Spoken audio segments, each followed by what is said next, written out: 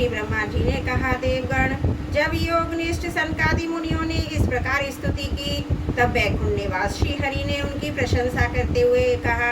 श्री भगवान ने कहा, मुनिगण, ये जय विजय मेरे पार्षद हैं। इन्होंने मेरी कुछ भी परवाह ना करके आपका बहुत बड़ा अपराध किया है। आप लोग भी मेरे अनुभक्त हैं, अतः इस प्रकार मेरी अवज्ञा करने के कारण आपने इन्हें जो दंड दिया है वह मुझे भी अभिमत है।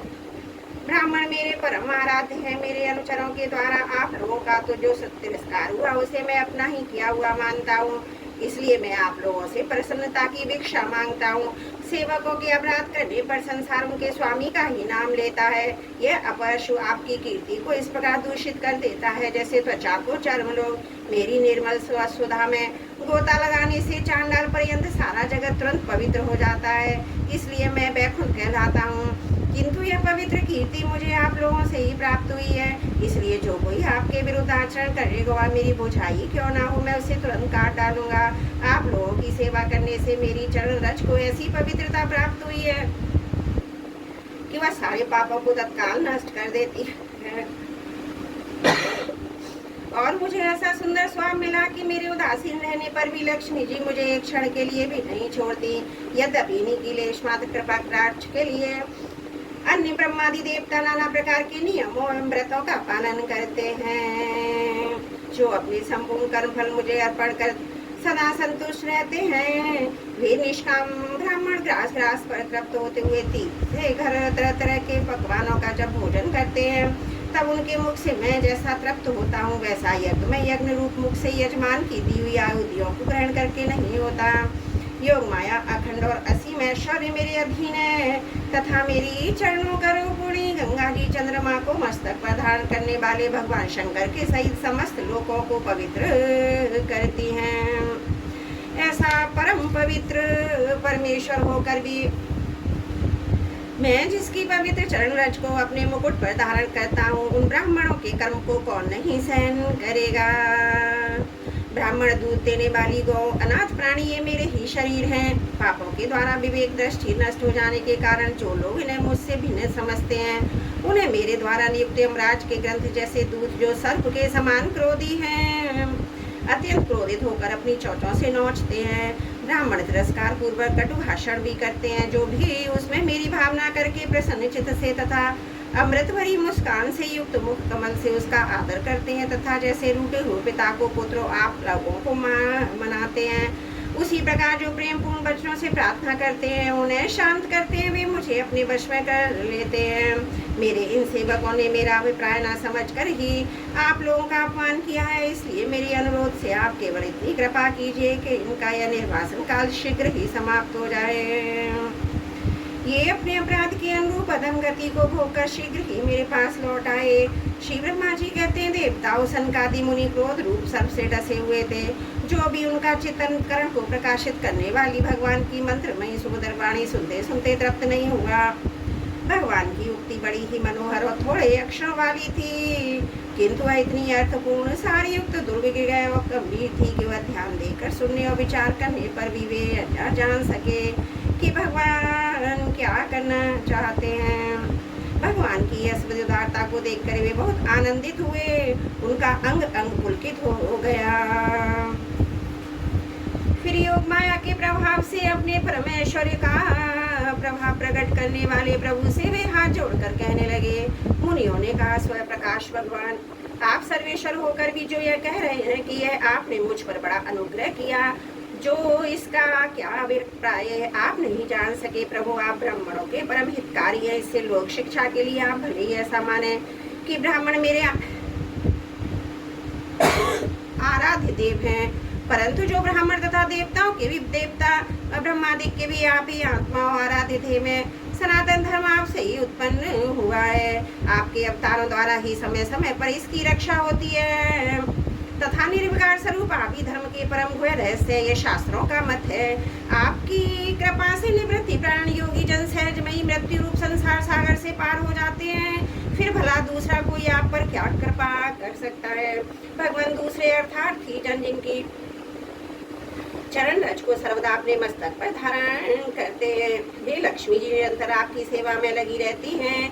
सो ऐसा जान पड़ता है कि भाग्यवान भक्तजन आपके चरणों पर जो नूतन तुलसी की मालाएं अर्पण करते हैं, उन पर गुंजार करते हुए भौनक के समान भी आपके पाद पद्मों को ही अपना निवास स्थान बनाना चाहती है, किंतु अपने पवित्र चरणों से निरंतर सेवा में तत्पर रहने वाली उन लक्ष्मी जी का भी आप विशेष आदर नहीं करते। आप तो अपने भक्तों से ही विशेष प्रेम रखते हैं।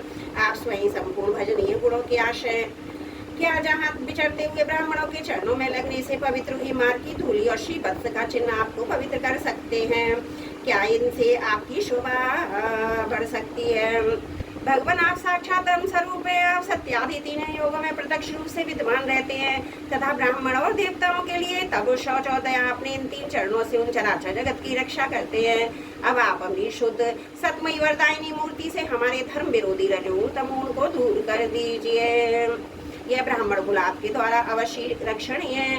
यदि साक्षात धर्म रूप होकर भी आप सुमधुर वाणी और पूजन आदि के द्वारा इस उत्तम कुल की रक्षा ना कर सके तो निश्चित क्या किया कल्याण मार्ग ही नष्ट हो जाए, क्योंकि लोग तो श्रेष्ठ पुरुषों के आचरण को ही प्रमाण रूप से ग्रहण करता है।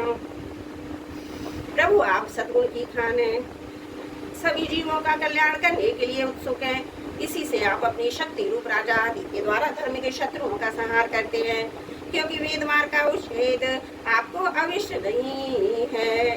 आप त्रिलोकीनाथ जगत प्रतिपालक होकर भी ब्राह्मणों के प्रति इतने नम्र रहते हैं, इससे आपके तेज की कोई हानि नहीं होती। यह तो आपकी लीला मात्र है। सर्वेश्वर, इन द्वारपालों को आप जैसा उचित समझे वैसा दंड दें तथा पुरस्कार रूप में इनकी वृत्ति बढ़ा दें। हम निष्कपट भाव से सब प्रकार आपसे सहमत हैं, अथवा हमने आपके निरपराध अनुचरों को शाप दिया है, इसके लिए हम ही को उचित दंड दें, हमें यह भी सहर्ष स्वीकार है। श्री भगवान ने कहा, मुनिगण आपने इन्हें तो शाप दिया है, सच मानिए यह मेरी ही प्रेरणा से हुआ है। अब ये शीघ्र ही दैत्योनि को प्राप्त होंगे और वहाँ क्रोध वेश से बड़ी हुई एकाग्रता के कारण सुदृढ़ योग संपन्न होकर फिर जल्दी ही मेरे पास लौट आएंगे। श्री ब्रह्मा जी कहते हैं, तदंतर मुनीश्वरों ने नैनाभिराम भगवान विष्णु उनके स्वयं प्रकाश वैकुंठ धाम के दर्शन करके प्रभु की परिक्रमा की और उन्हें प्रणाम कर उनकी आज्ञा पा भगवान के ऐश्वर्य का वर्णन करते हुए प्रमुदित हुए वहाँ से लौट गए। फिर भगवान ने अपने अनुचरों से कहा, जाओ, मन में किसी प्रकार का भय मत करो, तुम्हारा कल्याण होगा। मैं सब कुछ करने में समर्थ होकर भी ब्रह्म तेज को मिटाना नहीं चाहता, क्योंकि ऐसा ही मुझे अभिमत है। एक बार जब मैं योग निद्रा में स्थित हो गया था, तब तुमने द्वार में प्रवेश करती लक्ष्मी जी को रोका था। उस समय उन्होंने क्रोध होकर पहले ही तुम्हें शाप दे दिया था। अब दैत्योनि में मेरे प्रति क्रोधाकार वृत्ति रहने से तुम्हें जो एकाग्रता प्राप्त हुई, उससे तुम विप्र तिरस्कार जनित पाप से मुक्त हो जाओगे और फिर थोड़े ही समय में मेरे पास लौट आओगे। द्वारपालों को इस प्रकार आज्ञा दे। भगवान विमानों की श्रेणियों से सुसज्जित अपने सर्वाधिक श्री संपन्न धाम में प्रवेश किया। वे देव श्रेष्ठ जय विजय जो ब्रह्म शाप के कारण उस उल्लंघनीय भगवत धाम में ही श्रीहीन हो गए तथा उनका सारा गर्भ गलित हो गया। पुत्रों, फिर जब भी बैकुंठ लोक से गिरने लगे तब वहाँ शेष विमानों पर बैठे हुए बैकुंठ वासियों में महान हाहाकार मच गया। इस समय दिति के घर में जो भी कश्यप जी का उग्र तेज था, उसमें भगवान के उन पार्षद प्रवरों ने प्रवेश किया। उन दोनों अस्त्रों के तेज से ही तुम सबका तेज फीका पड़ गया। इस समय भगवान ऐसा ही करना चाहते हैं जो आदि पुरुष संसार की उत्पत्ति स्थिति और लय के कारण है, जिनकी योग माया को बड़े बड़े योगी जन भी बड़ी कठिनता से पार कर पाते हैं। वे सत्वादि तीनों गुणों के नियंता श्री हरि हमारा कल्याण करेंगे। हम इस विषय में हमारे विशेष विचार करने से क्या लाभ हो सकता है? बोलो भागवत भगवान की जय। श्रीमद् भागवत महापुराण तृतीय स्कंद 16वां अध्याय समाप्त। त्रुटियों के लिए क्षमा चाहती हूँ।